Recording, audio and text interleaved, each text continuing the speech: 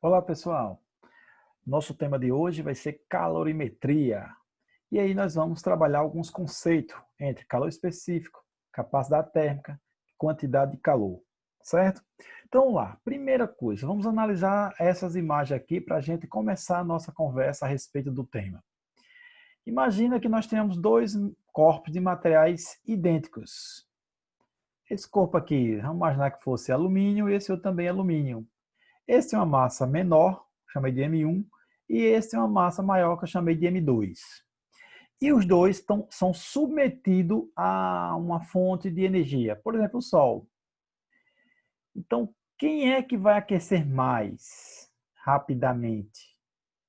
Tem o mesmo material, é o mesmo material. Porém, as massas são diferentes. É simples responder isso? Vamos fazer o seguinte, vamos trazer para uma outra situação. Imagina que você tivesse um volume de 10 ml de água e um outro volume de 1 ml, ou seja, de 1 litro de água. Coloca lado a lado, na mesma fonte, Sol. Quem é que aquece mais rapidamente? Os 10 ml de água ou o litro de água? Quem é que aquece mais rápido? Essa ficou fácil de responder, porque são situações mais próximas da gente, mais cotidiana. Quando a gente vai fazer café, coloca água para aquecer, para ferver, como a gente costuma dizer, o que a gente faz? É bom encher o recipiente ou deixar um pouco mais, a quantidade de água menor? Claro, depende do objetivo, a quantidade de café que vai fazer. A gente percebe que se deixar a quantidade de água menor para aquecer, ela vai aquecer mais rápido do que se deixar a quantidade maior de água. Então, observa que o mesmo composto água tem dificuldades diferentes ou maneiras diferentes de aquecer recebendo a energia da mesma fonte. No meu exemplo lá, exposto ao ambiente externo, seria o sol, por exemplo. E essa capacidade de receber essa quantidade de energia é o que eu chamo de capacidade térmica. Então a gente diz que a capacidade térmica indica a quantidade de calor que o corpo deve receber ou ceder, porque a gente está falando de receber, mas também pode ser o processo dele perder esse calor. Então a capacidade indica a quantidade de calor que o corpo deve receber ou ceder para sofrer a variação de 1 grau Celsius. Isto é capacidade térmica. Em termos matemáticos, nós representamos com esse C maiúsculo, é igual a Q, que é a quantidade de calor trocada, recebida ou cedida pelo corpo, e o ΔT, a variação de temperatura. Como Q é medida em caloria, o T medido em graus Celsius, então Cal por grau Celsius é a unidade de capacidade térmica. Então, por exemplo, se a gente disser que um corpo tem uma capacidade térmica de 20 Cal por grau Celsius, que significa dizer que precisa de 20 cal para elevar a temperatura que estava em 1, sem imaginar que todos eles tivessem, que o corpo tivesse a 20 graus Celsius. Então, ou melhor, 50 graus Celsius, uma hipótese. Então ele precisa de 20 cal para sair de 50 para 51 graus Celsius. Se você ceder, em vez de 20 cal, ceder 40 cal, ele vai sair de 50 graus Celsius e vai para 52 graus Celsius. Se você ceder agora 60 cal, ele vai sair de 50 para 53 graus Celsius. Então, é isso que o conceito está dizendo. A capacidade térmica indica o que? A quantidade de calor que o corpo deve receber ou ceder para sofrer a variação de 1 grau Celsius. Isso é capacidade térmica. O quanto, como é que ele consegue receber essa quantidade, tá bom?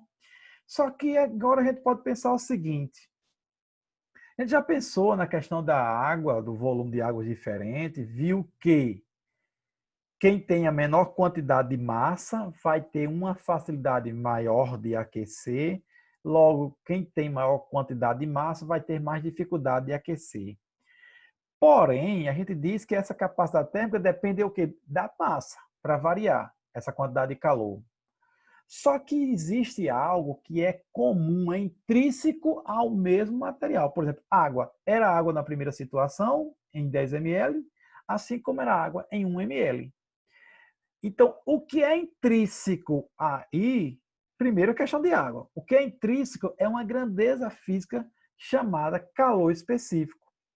Então, o calor específico, ela depende do objeto, ou seja, do material, que a matéria que eu estou falando agora é água, no meu exemplo. E a capacidade térmica, ela depende de quê? Da massa desse objeto. Então, 10 gramas de água e 1 litro de água, 10 ml de água e 1 litro de água, elas têm capacidade térmica diferentes. Porém, têm características idênticas. E essas características é medida por quem? Pelo calor específico. O calor específico é uma grandeza que é comum, que se ela for da água, é para 10 gramas, é para 1 quilograma, ou seja, para 10 ml, para 1 litro, e para quantidade, para metros cúbicos, por aí vai, é o mesmo calor específico. Então, esse calor específico, vamos entender ele como uma grandeza, primeiro, do material, da matéria, que ela dificulta essa troca de calor. Agora, ela dificulta para qualquer que seja o volume, qualquer que seja a massa. Por exemplo, a água é um dos compostos que tem um calor específico alto. Então, ela tem uma alta dificuldade de aquecer, como ela tem uma alta dificuldade de esfriar. Tá certo? Na nossa linguagem cotidiana, você percebe isso da seguinte forma. Durante o dia, um dia ensolarado, na beira-mar, a areia está muito quente e a água está fria. Mas tanto a areia quanto a água estão recebendo energia térmica de onde? Do sol. O sol está cedendo energia, na mesma energia, tanto para a água quanto para a areia. Só que a água, por ter um alto calor específico, ela tem uma alta dificuldade de ir aquecendo. Também o processo de ir esfriando, também ela tem dificuldade. Já a areia, que tem um calor específico baixo, ela esquenta com facilidade e esfria com facilidade. Os condutores, de maneira geral, por exemplo, os metais, ela esquenta com facilidade e esfria com facilidade. Tá certo?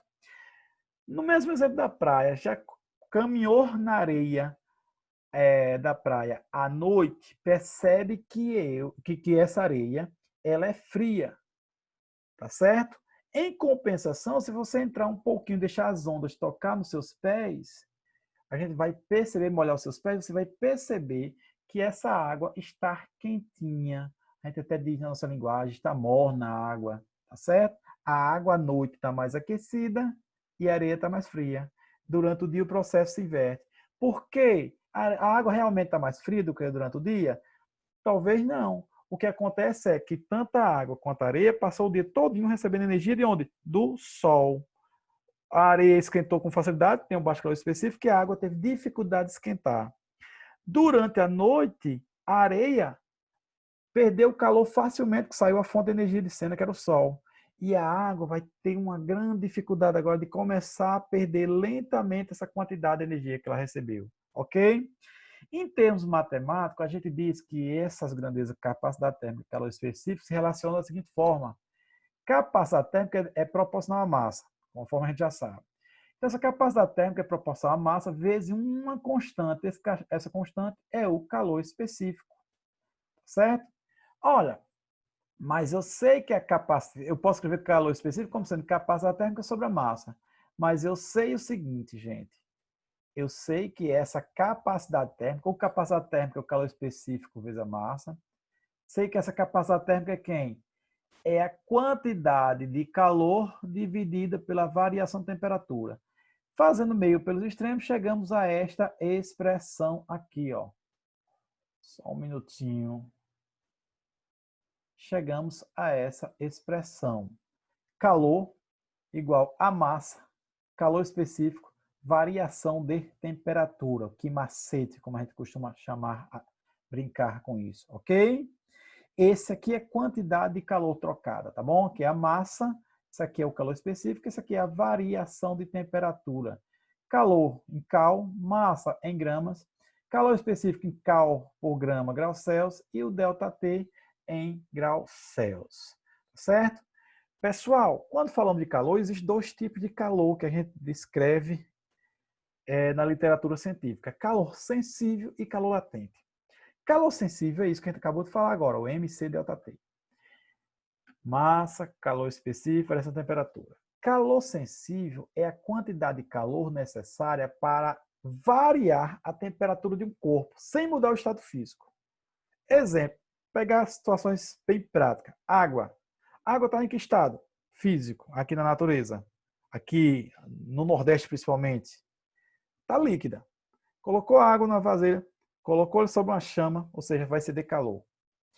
A água está líquida. Você colocou sobre uma chama, está fornecendo o quê? Energia térmica para essa água. O que a gente vai perceber? Que essa água vai mudar a temperatura, graças ao quê? O recebimento de uma quantidade de calor, de uma energia térmica. Então, esse calor está mudando a temperatura da água, mas não está mudando o estado físico, continua sendo líquido. Então, esse calor chama calor sensível.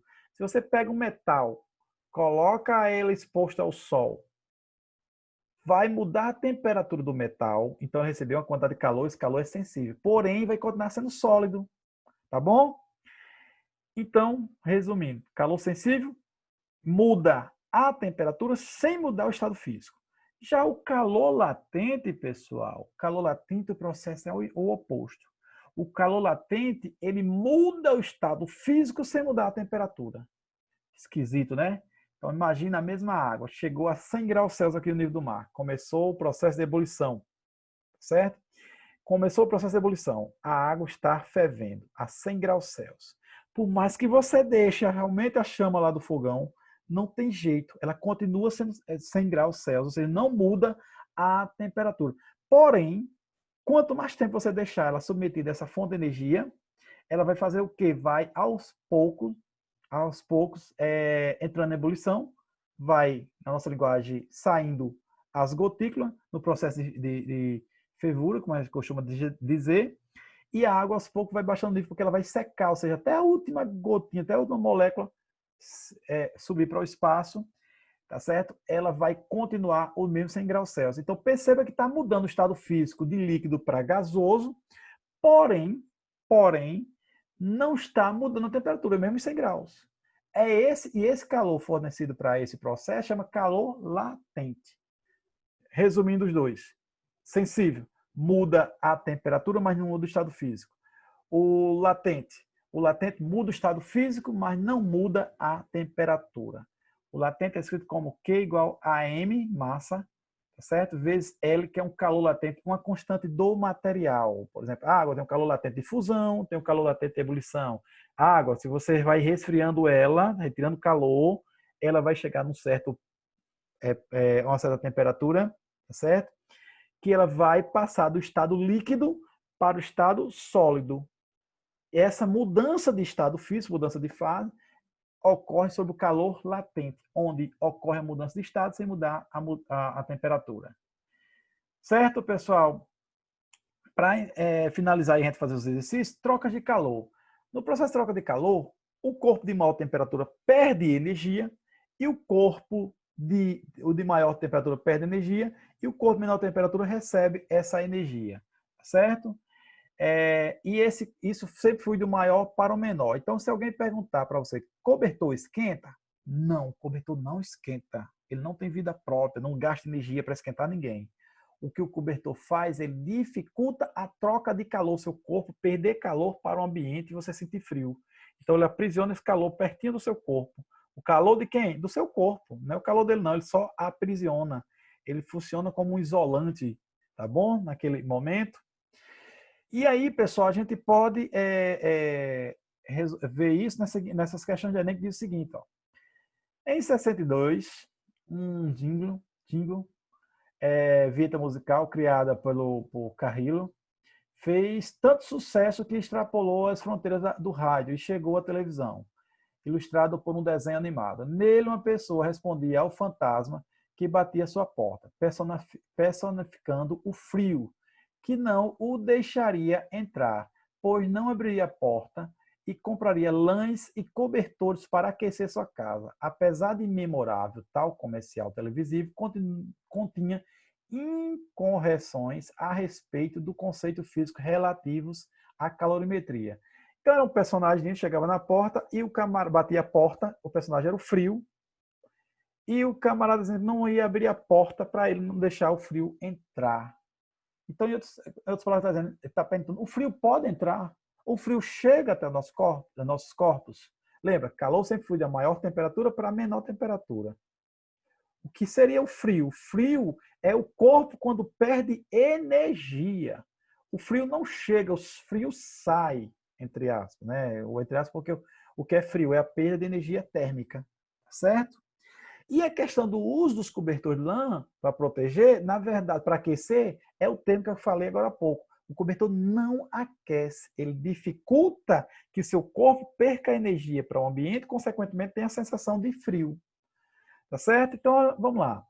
Para solucionar essas incorreções, deve-se associar à porta e aos cobertores, respectivamente, as funções de aquecer a casa e os corpos. A porta e os cobertores aquecem alguma coisa? Nada. Não aquece nada. Dificulta a troca de calor, consequentemente, você vai ter a sensação térmica de quente, né? Mas é o seu calor, não é que ele aqueceu você, não. Ele evitou que seu calor fosse embora. Evita a entrada de frio na casa dos corpos. É a mesma discussão. O frio não tem como entrar. O frio sempre sai.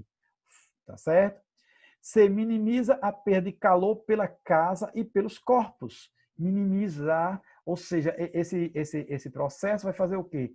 Vai minimizar as perdas de calor pela casa e pelos corpos. E a letra D de diminui a entrada de frio na casa, também não. Aquece a casa, também não. Então deve ser quem? Deve não. É que letra? A C, ó, minimiza, a porta vai fazer o quê? Vai minimizar a perda de calor da casa para o ambiente externo e também e o cobertor vai minimizar a perda de calor para o meio externo. É isso que nós estamos chamando a atenção. Certo? Outra questão do Enem, e essa vai requerer um pouco de cálculo, um pouco de atenção, deixa eu ajustar a mesa aqui para que a gente possamos fazer ela detalhadamente. Ela vai dizer o seguinte: em uma casa, em uma aula experimental de calorimetria, uma professora queimou 2,5 gramas de castanha. Então, a massa da castanha, 2,5 gramas. De castanha de caju. Para aquecer 350 gramas de água. Massa da água, 350 gramas. Em um recipiente apropriado para diminuir as perdas de calor. Com base na leitura da tabela nutricional a seguir e da medida de temperatura da água, após a queima total do combustível, ela conclui que 50% da energia disponível foi aproveitada. O aproveitamento energético, foi de 50%. Vou anotar isto aqui, ó, 50%.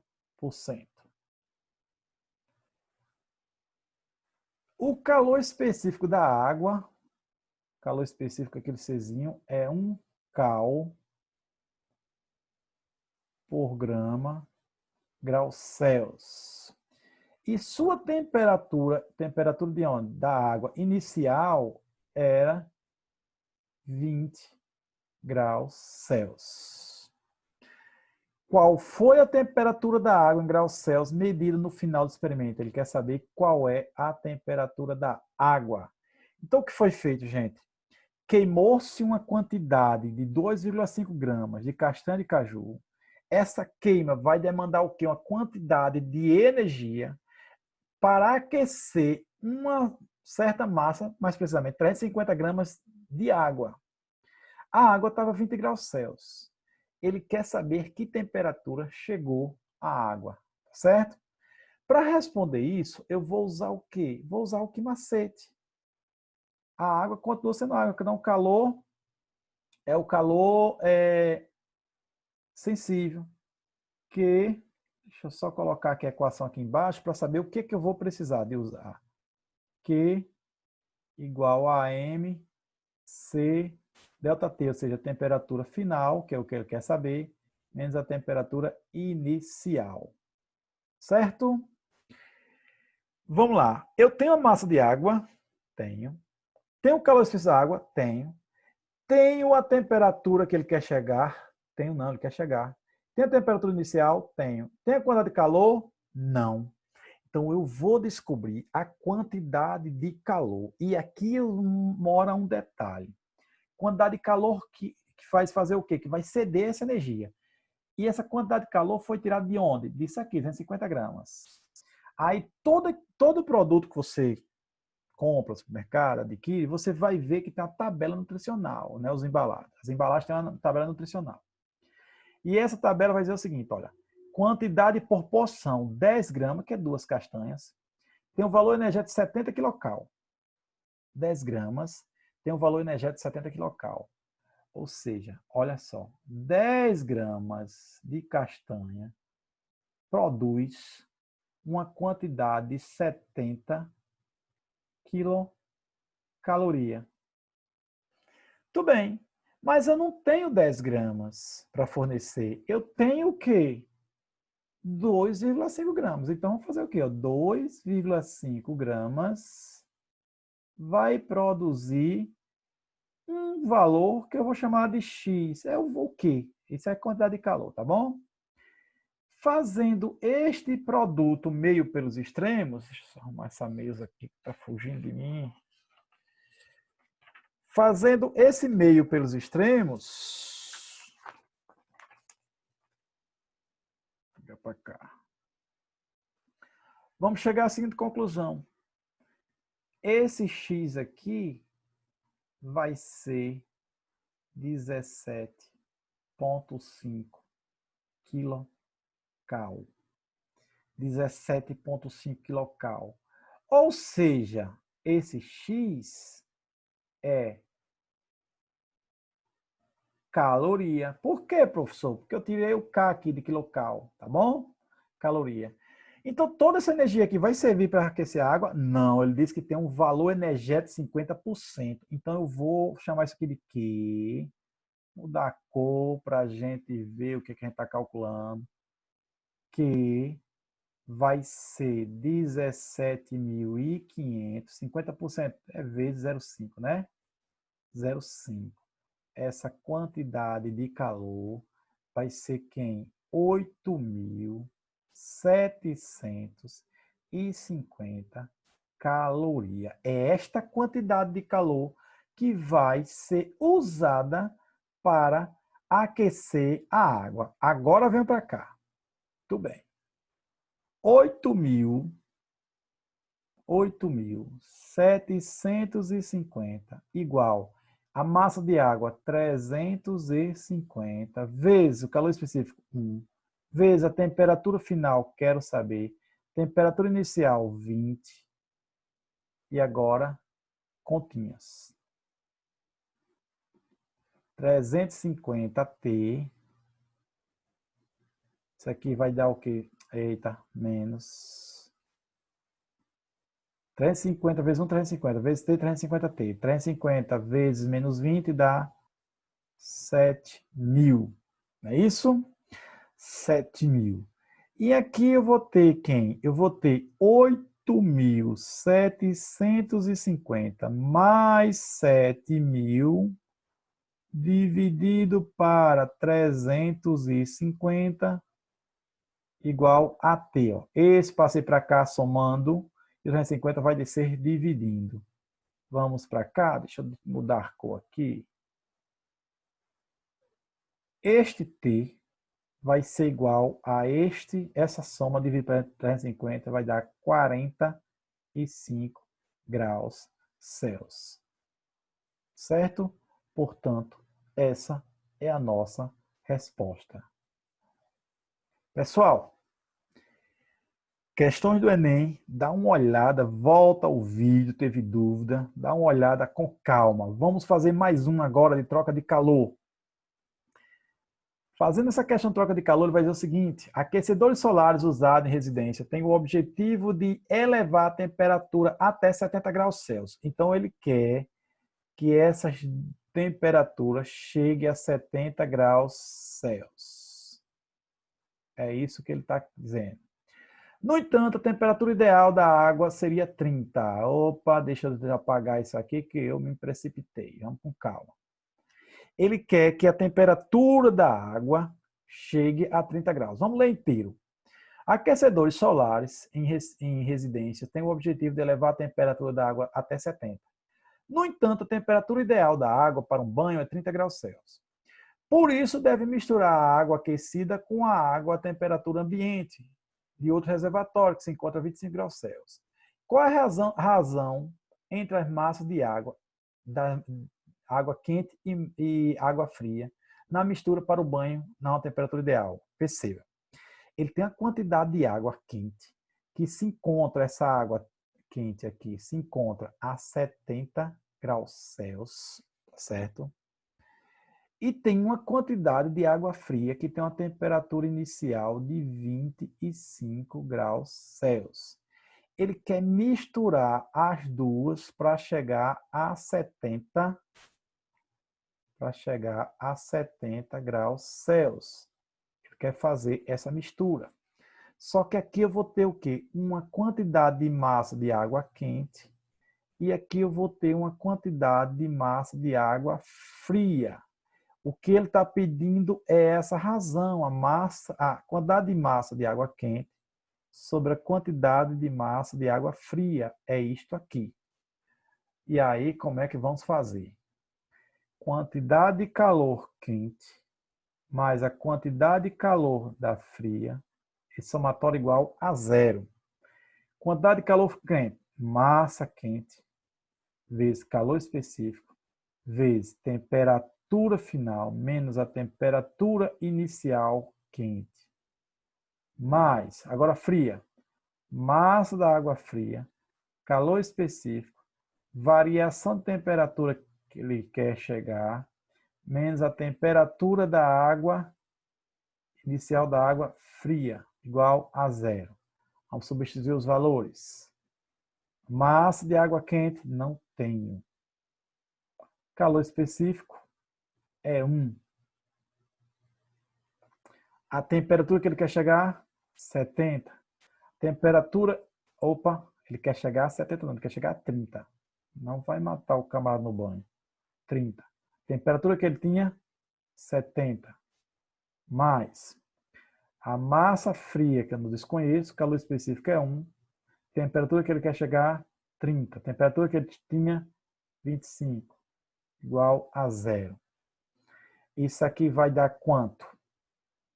40 mQ, ou seja, 40 massa quente, mais 5 massa fria, igual a zero. Opa, só um detalhe. Isso aqui é menos 40, né? Mais 30 menos 70, menos 40. Joga para o outro lado. Vamos ficar tudo igual, né? 40 massa quente igual a 5 massa fria. Massa quente sobre a massa fria é igual a 5. E aqui desce o 40. Simplificando, isso aqui dá o quê? 1/8. Isto é, sobe um pouquinho. Massa quente sobre massa fria, 1/8. 0,125. Portanto, esta é a nossa resposta para a questão. Certinho, pessoal? Espero que tenham entendido. Qualquer coisa, volta, analisa o vídeo com calma, reveja, refaça, tudo direitinho. Tchau, tchau, até a próxima.